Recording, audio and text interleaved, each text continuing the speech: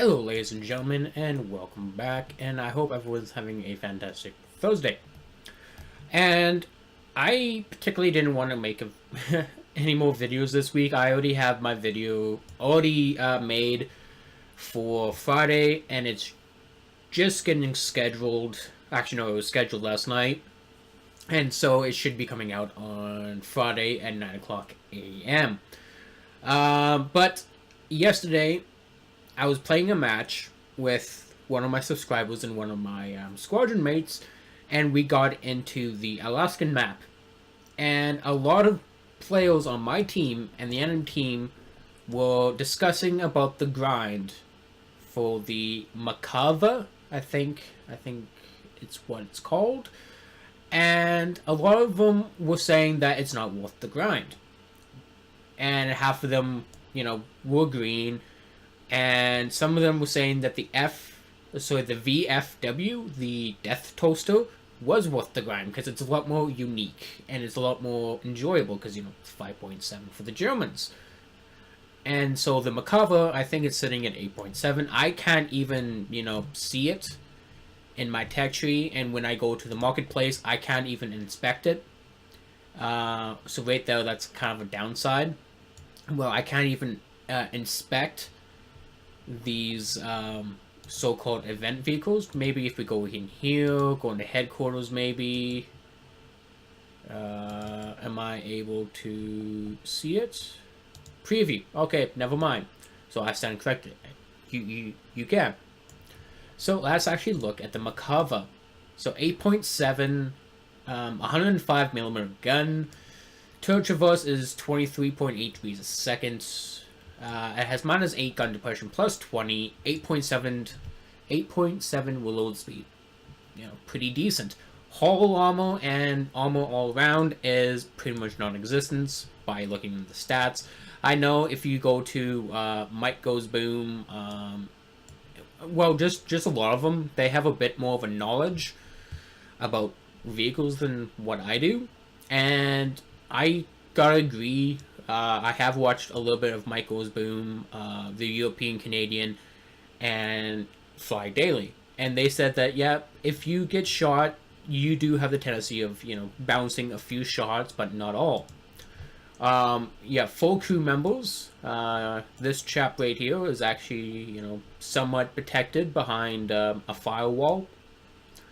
Has a pretty decent sized engine, so if you get shot, you have the chance of your engine actually absorbing a lot of the shells. You have a 3-man turret with a lot of spaced armor. Doesn't look like it has a blowout panel in the back, which is fine. Anyways, it weighs 60 tons. 60 tons. And what is this vehicle actually classified at?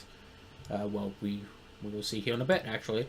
852 horsepower engine, and a max speed of 46 kilometers an hour.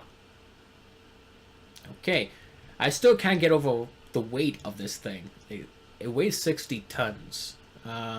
If we see, what is this thing actually designated as? It doesn't actually really tell me. I'm pretty sure you guys down in the comment section below would actually tell me exactly what this vehicle is actually classified as. And if it's supposed to be a medium tank, I'm pretty sure no medium tank is supposed to weigh 60 tons. Let's go to one of the heaviest medium tanks I have, which is going to be in the German line. And the Panther 2. It weighs 53 tons. Let's go to my Leopard. It weighs 43 tons, and it's at the same battle rating. Let's give it the benefit of the doubt. Let's say if it's supposed to be a heavy tank. Let's go to 6 point. Okay, so the King Tiger 10.5 centimeter KWK weighs about 70 tons, but it has a better horsepower engine. Tiger 2 weighs about 68 tons. The Tiger 2 HSLA. I don't have the production Tiger. This weighs about 68 tons. The Tiger Ease weighs about 57 tons. So let's give it a benefit of the doubt. Let's say it's classified as a heavy tank, a main battle tank. I can kind of see where the 60 tons come from. But if you're going to have a vehicle that weighs 60 tons, kind of sort of have it in a way that the gun can, move around the battlefield. Get me wrong here, but, I think that's what the whole premise of a tank is to try to get this gun as mobile as it can. And with it only having a 46 kilometer an hour top speed, for a heavy tank, that's actually pretty good. For a medium tank, it's not so good. The gun, again, I watched a lot of other YouTubers who have actually test drive the vehicle and stuff like that. It's pretty good. Sadly, I'm not actually able to, test drive the vehicle myself, which is kind of sort of bothersome. Like a lot of the event vehicles that you can't actually test drive yourself. Okay, so this one we can. I'm guessing it's only just for the ultra rare vehicles then. So the McCallum we can't. Let's look at the HMS Tiger. HMS Tiger we can't even test drive. Let's look at the best. The best we can test sail. The German plane, can we test drive this? Okay, so we can test fly the German plane. We can test flight. So we can test flight, what, 1, 2, 3, oh, let's actually see this here. I want to see if we can actually test fly this. Okay, we can test fly the I-180s. So we can effectively test drive 4 out of the 6 vehicles. And I'm pretty sure that majority of players, if we go back to the workshop here, sorry for exiting, a lot of players will be going after the McCallum. And having it in a way that we can't even test drive a vehicle or a event vehicle that's an ultra rare tank, and so then we can base it off of the test drive and stuff like that. And if, let's say, if I grind out and get the McCallum and I get it, I put all this time and effort in, and I don't like the vehicle, well, I can't sell it because I've already consumed the coupon for me to use the vehicle. And we have to take our word on other YouTubers who have gotten these vehicles to test. In my opinion, what they could have done was having a test drive feature for the McCallum, for the HMS Tiger, having it for all the vehicles, not just for a few select. So then players like myself, who are still quite new to the game, and still haven't got up to 8.7 and other lines, can test out these event vehicles and be like, hey, I want that vehicle. I am going to grind out to get this vehicle. But speaking about grinding and so forth like that, again, sorry for exiting out, it's just habit. I am still on my first I-180. I refuse to go further with this event. And this is my reasoning.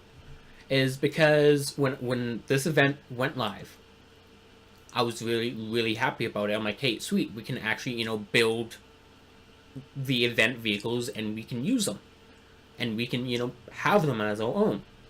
So when I got my first I-180, the one that you guys actually see here, as you guys can see, I got pretty along.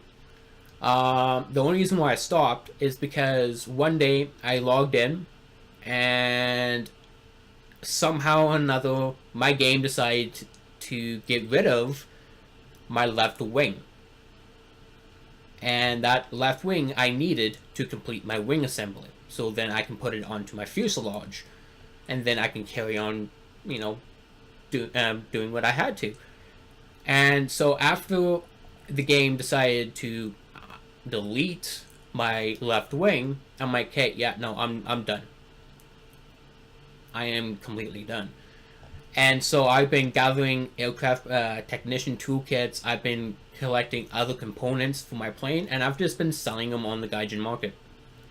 Uh, Pretty much trying to help out other people who are stuck on the third, fourth I-180. I will leave a link in the description down below of the European Canadian. He also discusses talks about not discuss yeah discusses, there we go, sorry, about how he's on his fourth I-180 and he has hit a wall, and in order for him to progress, he has to go into the marketplace and find the rare component drops that he needs to complete that plane. And so, yeah, I've gotten another left wing, but I've gotten other things, other components that I don't need for this build. And so what I did is I just sold them on the Gaijin market. I'm trying to help other people. And you guys might be saying, well, Prinz, if you got an extra, well, if you have a left wing component, why didn't you continue? It's because I'm not going to continue doing this event if, as soon as this event started, the game just deleted one of my components that I actually needed to, to grind out this vehicle. And I'm not going to spend all this time and effort to get vehicles that half of them two of them I can't even, test drive. Like, I really wanted to get the McCallum because, it looks like a very interesting tank. But I can't even test drive it. And that's just really frustrating. And as for the grind, the grind is actually quite bad. Again, I'm still quite new, so this is actually my first event that I've actually partaken in War Thunder since starting. And yeah, actually, I quite like the idea of you have to disassemble you have to find out what's wrong with the vehicle first, and then you have to diagnose it, and then you have to strip down the parts and rebuild it again. I quite like that idea. But if, for example, I'm going to quote a little bit of the European Canadian here, if he has to go to the Gaijin's market to buy 3 components that he needs to finish his 4th I-180 to get to his 5th, and then having to run in the same wall again where he has to buy the components in order for him to finish it, that's not making the Gaijin market a shortcut. It's making it an essential that you have to go into this marketplace and buy components, even though maybe those components that you're trying, sorry, not components, but the Gaijin coin or whatever that you're trying to save for, let's say a camouflage for your favorite tank, or a premium tank that that you really want.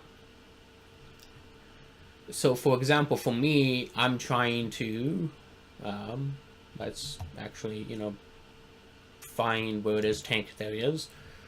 I'm trying to get either the TV, which is the Russian Panther, or any one of these vehicles.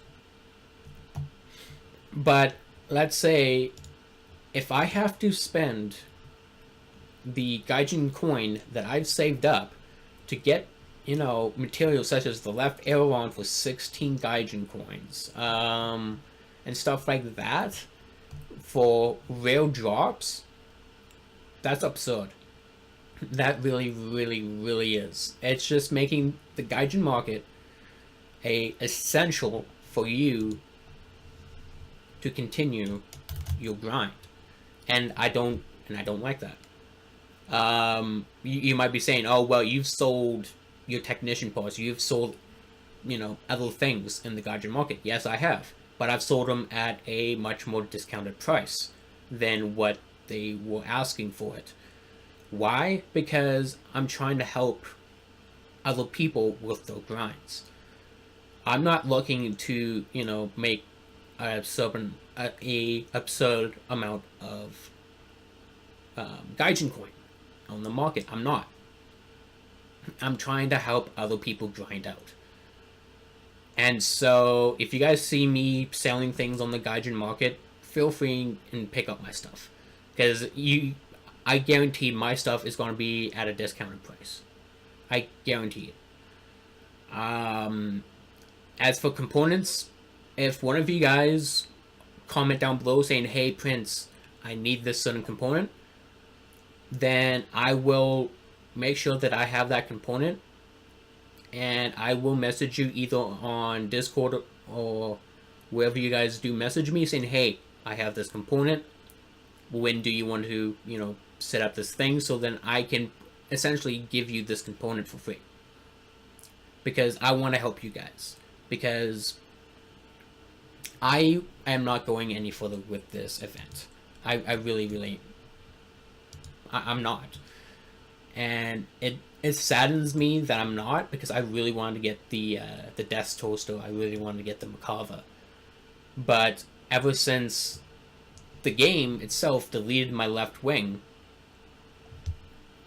and that just turned me off.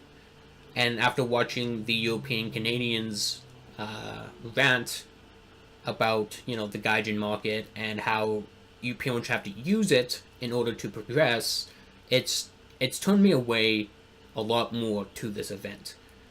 I do like this game, but with events like this, where you have to pretty much sit at your computer and play this game for a certain amount of hours per day, just to try to hope to get that rare component that you need to carry on, it's just absurd. And again, I really apologize if this video has gone on a bit longer and stuff like that. It's just I really want to hit home what my opinion is about this whole event. And so but yeah, I'm quite done with this rant, to be honest. And other news that I can actually report that's a little bit more upbeat. I will be again live streaming this Sunday at 1 o'clock, like I always do. So if you guys haven't quite subscribed yet, hit that subscribe button, hit the bell notification. I post videos post my regular videos every Tuesday and Friday. If there's events that go on throughout the week, then I make, other videos throughout the week, kind of like what I did this week. But my regular videos are from Tuesday to Friday. Other than that, yeah, no, that's pretty much all it. Other than my merchandise store that I have up, I'll link that down in the description. If you guys are in the neighborhood of, getting your guys' Canadian Prinz merchandise, you guys can do that. Message me about other ideas that you guys want to see for the merchandise store. I'm always open for that. Another thing is I am recruiting people to help me with a short film series that I'm going to be doing here in War Thunder. I just need other people to fill other roles that I need. Just message me down below, message in the comments. I will be leaving my Discord handle in the description down below as well, so you guys can message me on Discord directly. And yeah, I hope that you guys kind of sort of liked today's video, but in a way I kind of hope that you guys didn't, because it just talks about the grinding of this event. So if you guys did enjoy today's video, hit that like button. But if you guys don't like this event, hit the dislike button and tell me your guys' stories about how you guys are progressing, or you guys might have hit that market wall in this event. I want to hear from you guys. You guys are awesome. Thank you guys for you guys' support. You guys are making this, this channel grow and making this channel possible. And this has been the Canadian Prince.